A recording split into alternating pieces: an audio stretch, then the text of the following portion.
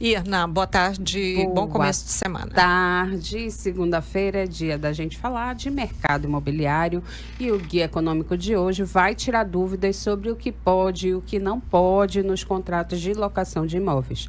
E para isso a gente conversa com Apolo Scherer Filho, corretor de imóveis, advogado e especialista em direito imobiliário.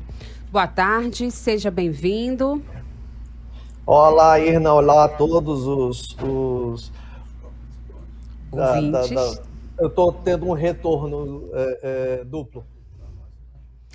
Pronto. Apolo, quais são hoje os principais impasses entre locador e locatário na administração aí dos imóveis? Irna, quando a gente fala de locador e locatário, a gente tem uma problemática que pode ser desde o início da locação até o final da locação. Em relação ao início da locação, nós temos alguns pontos, como, por exemplo, o termo de vistoria. O termo de vistoria é algo imprescindível no contrato de locação. Eu digo sempre, inquilino, quando você for entrar no imóvel, precisa, é, é obrigatório fazer o termo de vistoria para a sua segurança, assim como eu digo também para o locador. É imprescindível o locador fazer esse termo de vistoria. Além do termo de vistoria, logicamente, é importante para o locador fazer uma ficha cadastral do inquilino, saber quem é aquela pessoa que está entrando no imóvel. Então, as imobiliárias, os corretores de imóveis, são importantes justamente para fazer essa análise cadastral, saber quem é realmente, fazer a análise do SPC, Serasa, enfim, além de fazer um bom contrato de locação. Lembrando que o bom contrato de locação não é aquele que a gente vê na internet, que a gente faz Ctrl+C, Ctrl+V. É aquele, cada contrato de locação é como se fosse um CPF. Cada contrato tem sua especificidade. Então é importante a sociedade ter em vista esse tipo de contrato de locação, porque é muito complexo uma administração e uma locação imobiliária. E quais são os itens que não podem faltar, por exemplo, nessa vistoria, nesse contrato? O que tem que estar previsto? Em relação à vistoria, é imprescindível que esteja tanto o locador como o locatário nessa vistoria. Lembrando que a vistoria tem que ser inicial e ao final do contrato de locação. Então, em relação ao termo de vistoria, é muito importante estarem os dois. E essa vistoria, que é feita pela imobiliária, pelo corretor de imóveis, ela tem que ser da melhor forma imparcial. Ela tem que colocar tanto de uma maneira objetiva, evitar termos subjetivos, como, por exemplo, vejo contratos de proprietários, locadores, colocando a parede está em bom estado de conservação. Mas o que é esse bom estado de conservação? Isso é um termo muito subjetivo. Bom estado de conservação, para mim, pode ser de uma maneira, para outra pessoa pode ser de outra maneira. Então, evitar termos subjetivos no termo de vistoria. Já em relação ao contrato de locação, logicamente, colocar a qualificação das partes, colocar uma boa garantia contratual, colocar de uma maneira clara em relação ao reajuste do contrato. Nós estamos vendo aí a taxa Selic aumentando, então, consequentemente, pode afetar em algum desses índices, algum dessas taxas de reajuste. Então, tudo isso é importante.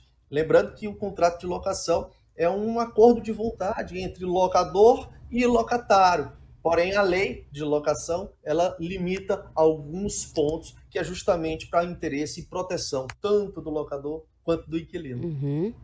Uma dúvida muito comum é em relação às obras, né? Se de repente, por exemplo, o piso do imóvel ele tá de um jeito, tá de taco, por exemplo, e aí o inquilino quer mudar aquele piso.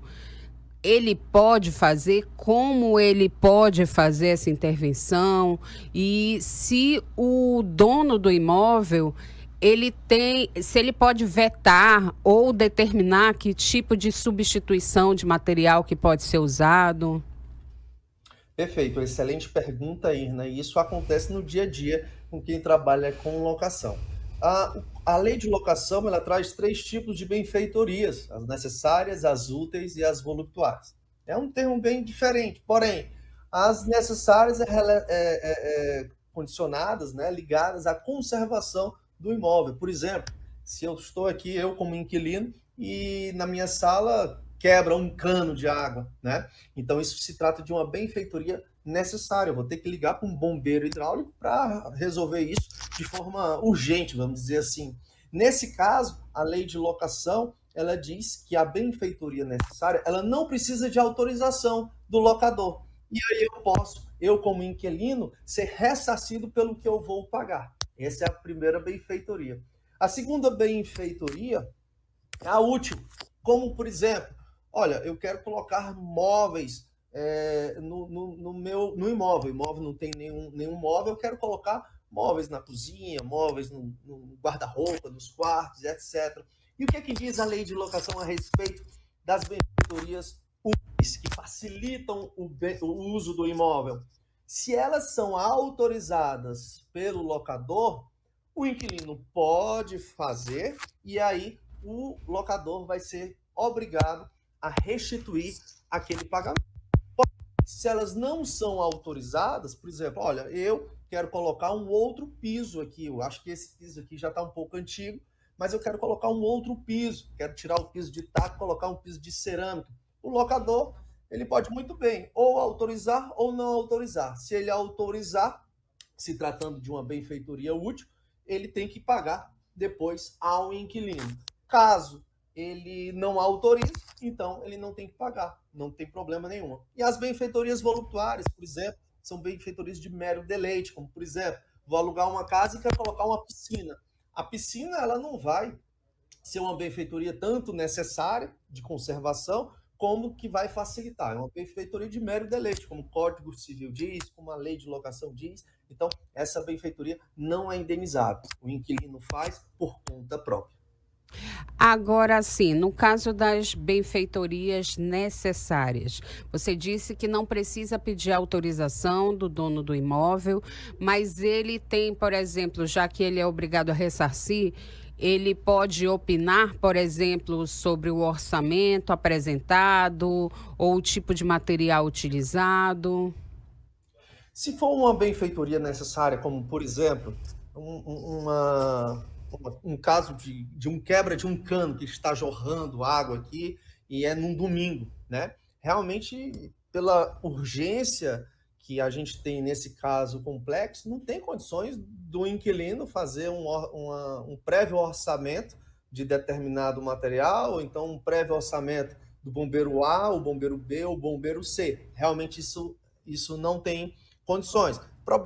Porém, se a gente sabe que aquela problemática pode acontecer novamente, até para evitar esse tipo de situação, pode sim entrar em acordo tanto o locador quanto o inquilino, para uma melhor qualidade. Lembrando que a lei de locação, ela permite, e isso é importante, o diálogo entre locador e locatário. O bom contrato de locação é aquele que tem um bom diálogo entre o locador e locatário. Na entrega do imóvel, o que é obrigatório e o que é facultativo?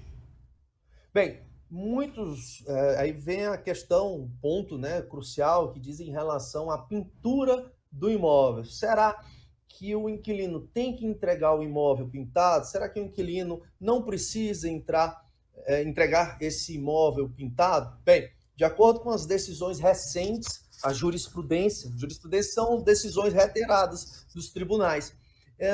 Se eu, como locador, faço um contrato de locação com o inquilino, em que existe manifestações de vontades, por exemplo, a gente acerta qual é o valor do aluguel, a gente acerta qual é a data do pagamento. Então, existe um acordo entre vontades. E se a gente coloca uma cláusula informando especificamente e expressamente que precisa o inquilino devolver o imóvel pintado, aquela cláusula vai valer como uma norma, vai valer como uma regra. Então, neste caso, quando o contrato tem prevendo especificamente, por isso que é importante fazer o termo de vistoria, que a gente falou no início dessa entrevista.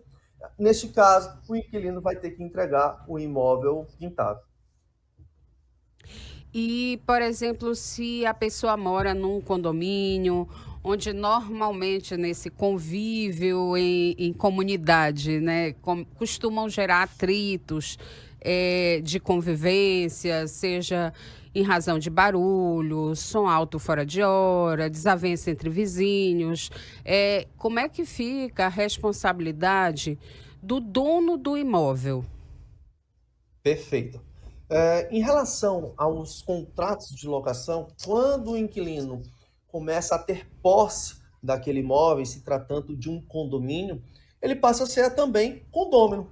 Ele passa a ser um condômino daquele condomínio. E é muito interessante, aí eu trago nas minhas orientações, nas assessorias que eu faço, mentorias, em relação que é importante o locador, é importante a imobiliária colocar uma cláusula do direito de vizinhança, que aquele inquilino, por mais que ele não seja proprietário daquele apartamento, daquele imóvel, é obrigatório ele seguir tanto o regimento interno como uma convenção do condomínio, para facilitar, logicamente, uma vida harmônica entre os moradores e até mesmo ter uma proteção para o locador/proprietário.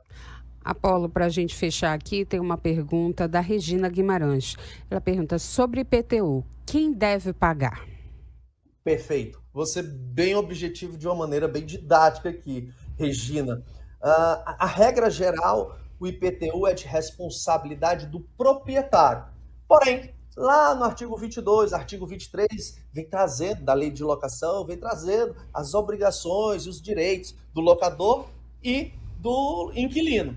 E ele diz o seguinte, que em regra a responsabilidade é do proprietário. Porém, não obstante, nós como locadores e inquilinos, a gente pode colocar essa responsabilidade para o inquilino. Então, na regra do mercado imobiliário, né, a prática do mercado imobiliário é colocar que o condomínio, que o IPTU também é o mesmo fundamento para que sejam de responsabilidades do inquilino, já que ele está utilizando o imóvel diretamente. Mas, em regra, é responsabilidade do proprietário, porém, a lei ela faz uma observação dizendo que as partes podem exigir, podem eleger o inquilino como responsável. Mas tem que estar em contrato, né?